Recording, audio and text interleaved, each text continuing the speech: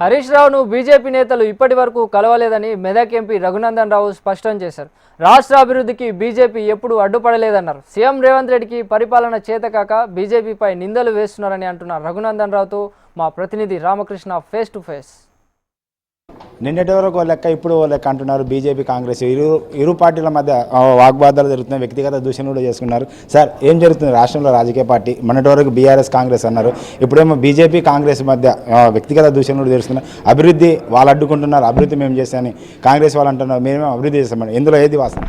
So వ్యక్తిగత దూషణలు అనేవి ప్రజాస్వామ్యంలో మంచివి కావు. సిద్ధాంతాల మీద చర్చించుకుందాం, జరుగుతున్న అభివృద్ధి మీద చర్చించుకుందాం, ప్రజలకు ఇచ్చినటువంటి మాటల మీద చర్చించుకుందాం. ప్రజాస్వామ్యంలో ఇంకేమైనా మెరుగైన విధానం ఉంటే చేసుకుందాం, కానీ వ్యక్తిగత దూషణలకైతే నేను వ్యతిరేకం అని చెప్పి మీరు ఎన్ని తిట్టినా మేము మౌనంగా ఉంటామని అనుకుంటే తప్పు. తెలంగాణ గడ్డ ఈట్కా జవాబ్ పత్తర్ సే దేంగే అనేటువంటి గడ్డ. మమ్మల్ని అని మీరు 10 సార్లు మమ్మల్ని తిట్టినప్పుడు మేము మాట్లాడకుండా ఉంటాం అనేది మూర్ఖత్వం అవుతుంది. కాబట్టి తప్పకుండా రిప్లై వస్తుంది.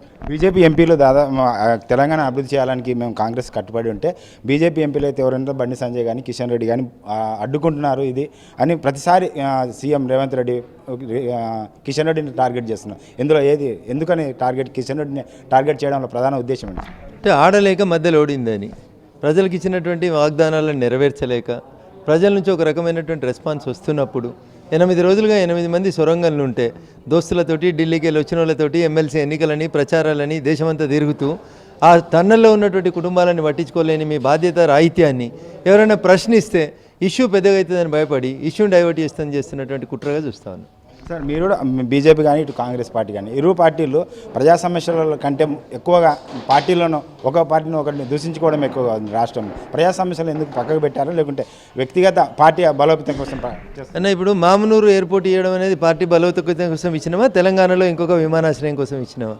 మీరు దయించి అర్థం చేసుకోండి. మేము ఏం చేసినా, ట్రైబల్ యూనివర్సిటీ ఇచ్చినా, హార్టికల్చర్ యూనివర్సిటీ ఇచ్చినా, ఎయిమ్స్ ఇచ్చినా, నేషనల్ హైవేస్ ఇచ్చినా, మెట్రో ఎక్స్పాన్షన్ ఇచ్చినా, లేకపోతే ఇంకొక రకంగా రాష్ట్రానికి డబ్బులు ఇచ్చినా, మేము తెలంగాణ బాగుండాలి, తెలంగాణ ప్రజలు బాగుండాలి అనుకుంటున్నాం తప్ప మేము అధికారంలో లేం కాబట్టి పైసలు ఇవ్వద్దని చెప్పి మేము ఎప్పుడు ఆలోచించలేదు.